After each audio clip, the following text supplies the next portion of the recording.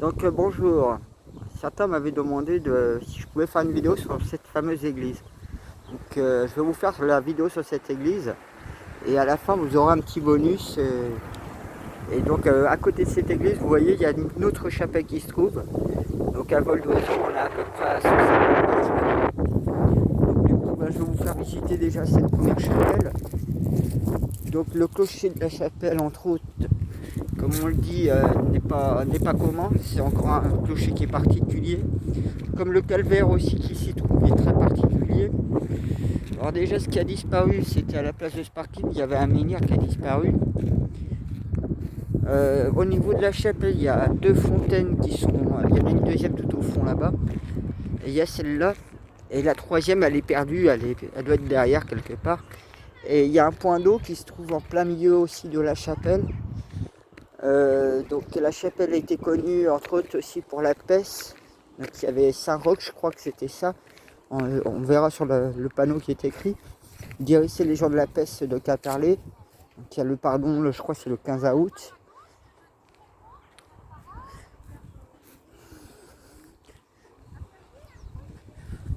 Ça c'est mon escalier personnel.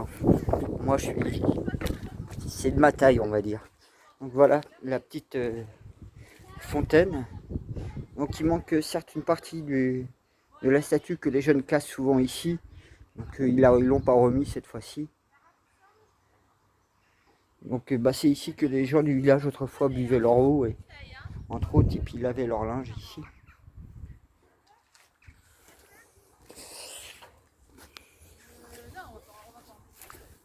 Donc c'est pas la première fois que j'essaye de faire cette vidéo. J'ai raté déjà 2 fois. La première fois c'était parce que la porte de l'église était fermée. Et la deuxième fois que des parasites qui venaient sur mon téléphone. Donc du coup là j'ai tout coupé. Donc voilà. Ce que vous voyez sous le Christ, c'est l'ange Michael avec le dragon qui terrasse en dessous. Alors si vous regardez, il y a une tête qui tourne justement de ce côté-là. Et je sais pas pourquoi il regarde de ce côté-là. Donc c'est vrai qu'il est particulier ce calvaire. J'avais même vu un truc sur le côté qui m'avait étonné.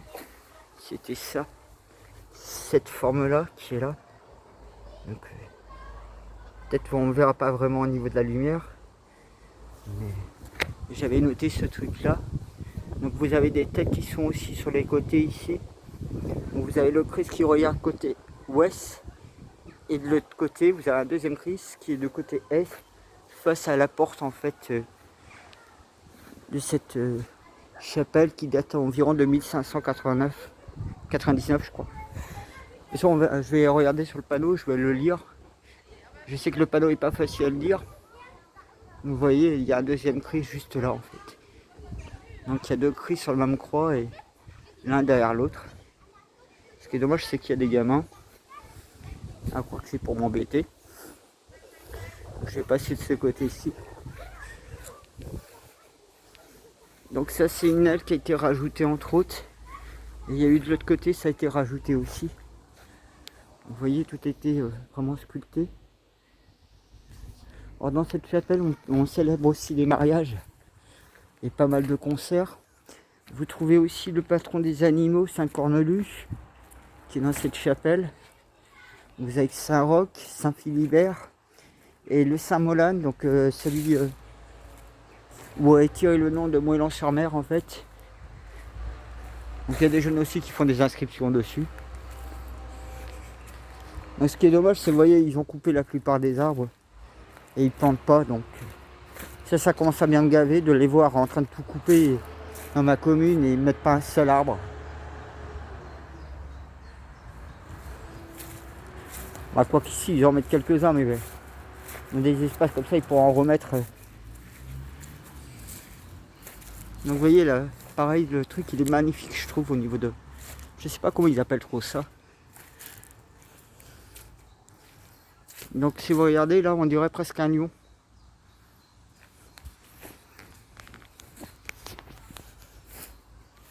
Il manque la tête. Ah bah c'est bien, les gamins sont retournés à l'école. Et ce que je vous disais, vous voyez la deuxième fontaine, elle est juste là. Et la troisième, normalement, elle doit être par là, mais complètement perdue.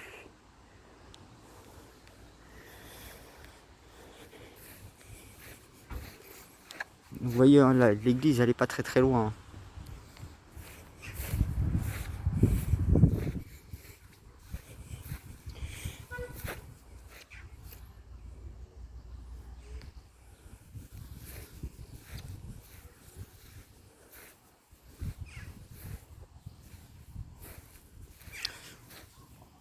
Donc voilà. Je vous lis le panneau, comme ça vous comprendrez un petit peu dessus. Chapelle Saint-Philibert, dédiée au Saint-Roch, édifice en forme de tau, comprenant une nef de 5 traverses avec bas-côtés. Ceux-ci s'élargissent au droit de la 5e, pour former 2 alignés sur le chevet. De la date de la construction, on sait qu'une session d'indulgence a été accordée à la chapelle le 26 janvier 1516. La majeure partie de l'édifice date de la fin du 6e siècle, donc ouais, elle date quand même loin. Je pense que c'était plus proche. La porte, la charpente porte une inscription Henri Corne, fabrique S. Roch 1599. 2 pardons sont célébrés au cours de l'été. Le premier celui de Saint-Roch, puis Saint-Philibert. Saint-Roch était invoqué contre la peste qui fit des ravages en Bretagne. À plusieurs reprises, notamment en 1598, où elle sévit à Quimperlé. C'était depuis cette époque que les Quimperlois viennent ici en possession chaque année, le dimanche, qui suit le 15 août, pour remercier le saint, dont l'interception avait brusquement fait arrêter le fléau. Le pardon de Saint-Philibert, quant à lui, est célébré le dimanche suivant. Le calvaire du XVIe siècle également, que l'on peut admirer face à la chapelle, est surmonté d'un piéta de granit et de 3 croix. Sur la croix centrale de Christ, une de chaque côté à l'est et à l'ouest, de part et d'autre du Christ.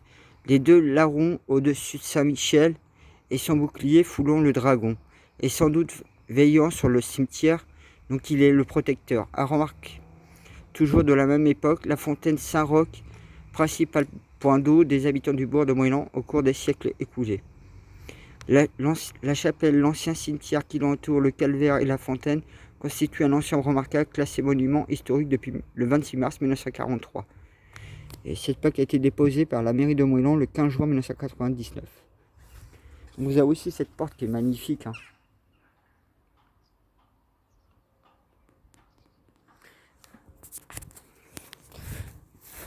Donc je vais pas prendre la rue qui va tout droit à l'église. Je vais justement faire un petit décroché, vous allez vite comprendre.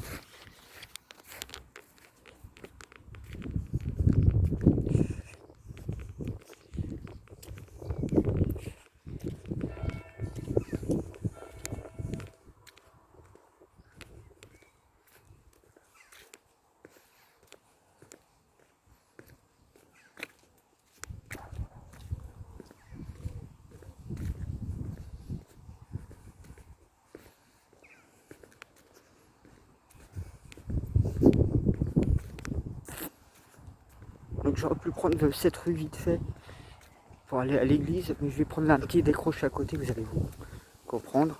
En plus il y a des personnes qui ont pris mon chemin. Beaucoup plus sympa par ici.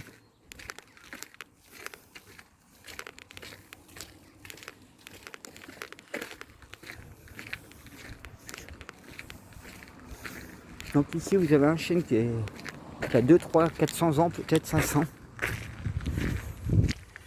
Donc c'est ici en fait quand j'avais parlé de ma deuxième fusion, quand j'ai eu tout l'apparat du cavalier blanc qui est vert. Donc c'est ici à peu près que je me trouvais.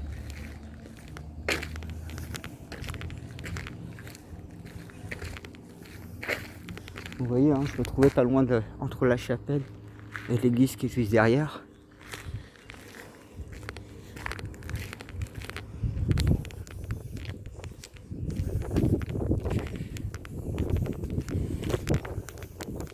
Alors c'est vrai que dans mon village, il y a beaucoup de menhirs. Il y a au moins 4-5 domaines. Je vous ferai aussi une petite vidéo dans les bois. Vous allez aussi bien apprécier. Donc juste derrière ce mur là, c'est l'abbaye en fait.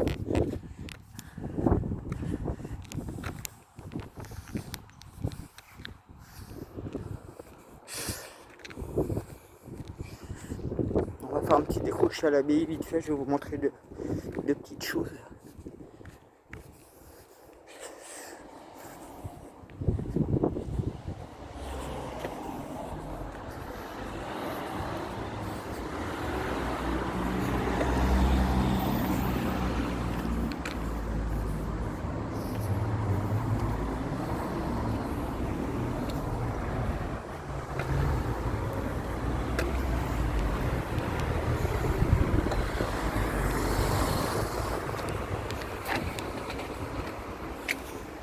Donc ben, vous voyez ici à l'abbaye, il y a un menhir déjà que je vous montre.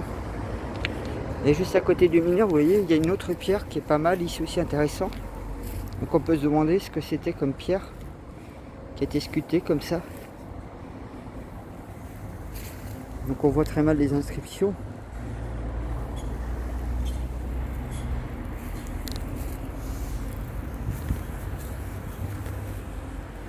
Donc maintenant on va aller, je vais vous montrer dans l'église à l'intérieur.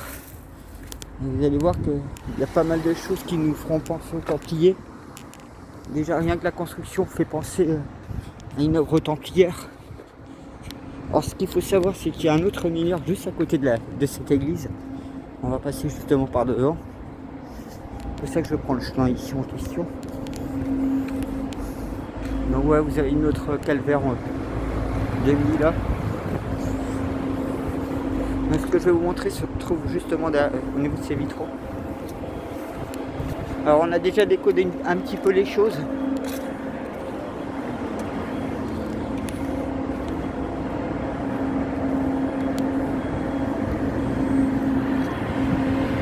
Ouais, ce matin il y avait le marché entre autres. Voilà l'autre petit menhir. Donc quand j'avais fusionné avec le Cavalier Blanc, c'était au niveau de là-bas, dans le coin là où j'ai fusionné avec le Cavalier Blanc pour commencer. Et après c'est ce que je vous disais à l'endroit que je vous avais montré, quand j'ai fusionné avec, quand j'ai eu tout l'apparat.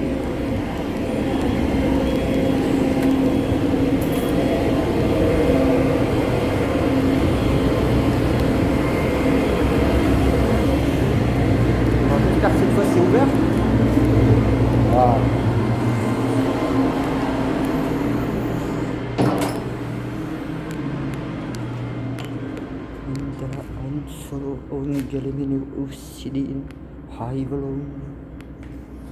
Ben voilà la petite église.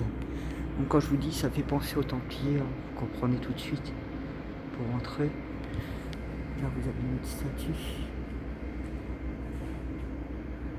J'ai pas le nom de la statue.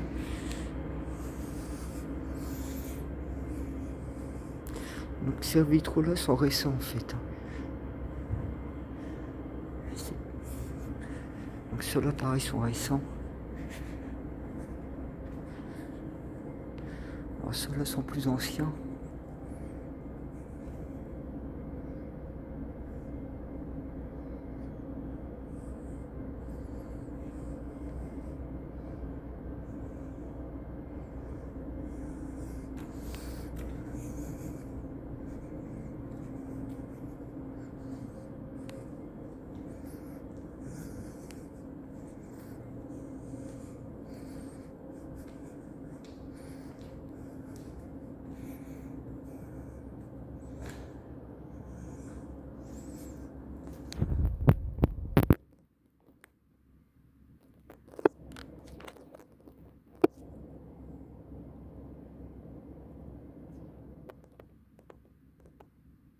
On voit pas trop bien, c'est ça le souci. C'est un peu dans le sombre.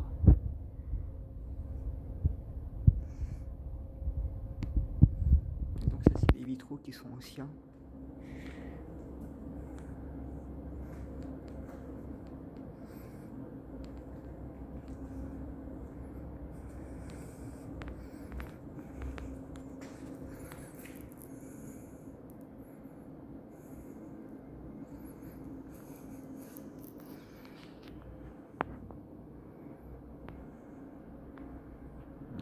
Vous voyez, il n'y a rien du tout hein, sur les vitraux. Quand on regarde comme ça. contre, vous avez ce message qui est laissé là. Regardez ici.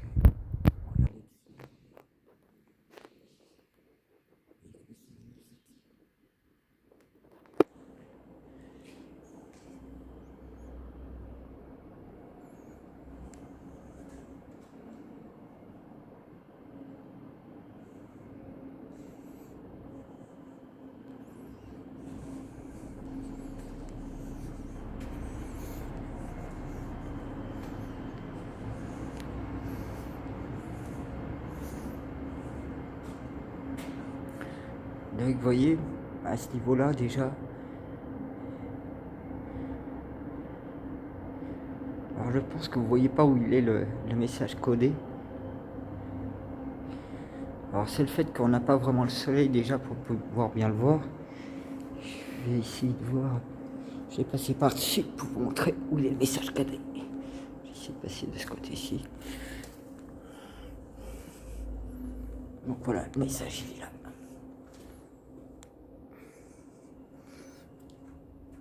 Donc une partie du message a pu être décodée. Et en fait, cela nous emmène à la chapelle de Théa. Et ce message qui est emmené à la chapelle de Théa va beaucoup plus loin, puisque la chapelle de Théa se trouve justement là où je vous ai dit le fondement de l'église a été fait du Vatican à l'abbaye de Saint-Maurice. Donc il y a un énorme trésor caché dans la chapelle Saint-Philibert. Et c'est vrai qu'on ne voit pas comme ça les codes, les messages. Et il y en a d'autres encore qui sont cachés dans l'église. Donc on pourrait se demander justement qui a caché et quand dans ces codes. Donc il y a plein de messages dans cette église qui ont été découverts. Et là c'est qu'une partie des trucs que je vous ai montrés. Et on peut se demander pourquoi ils ont mis des trucs comme ça, des codes. Et que ça nous ramène toujours dans la forêt dominicale de Clohars. Donc là, qui est bien connu aussi pour avoir eu un château de chasse des rois de France. Donc de rois de Bretagne surtout. Et comme vous voyez, tout peut être quasiment sculpté, travaillé partout. Donc c'est là qu'on voit qu'il y avait quand même de l'argent aussi.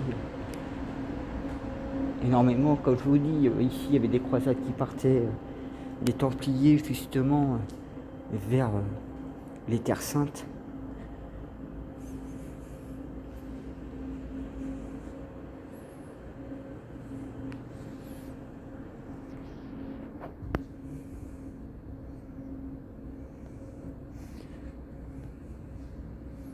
Et il y avait d'autres codes que j'aurais pu vous montrer, mais comme il n'y a pas le soleil, je ne peux pas vous les montrer.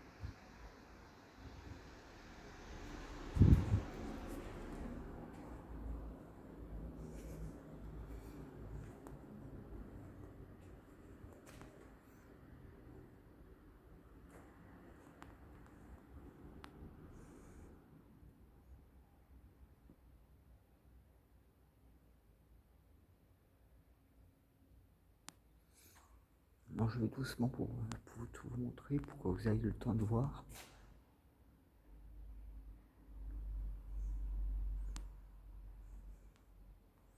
Alors, comme vous voyez les croix, il y en a partout dans l'église.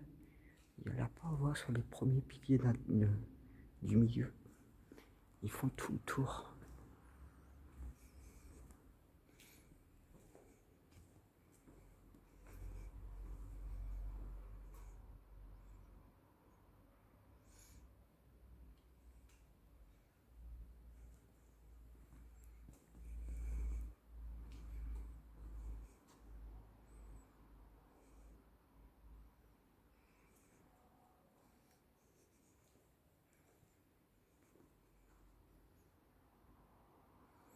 Donc bah voilà, comme ça je vous ai montré l'église.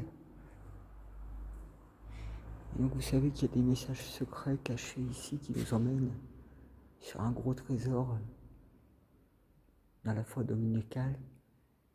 Et pour ça, je sais que la chapelle de l'OTA, ça a été acheté à un moment donné par des membres de ma famille pendant la Révolution, qui l'avait acheté avec un ami. Il y a un livre qui était sorti, il s'appelait Étienne Rioux, et il a été guillotiné parce qu'il avait célébré justement une messe à la Révolution dans sa chapelle.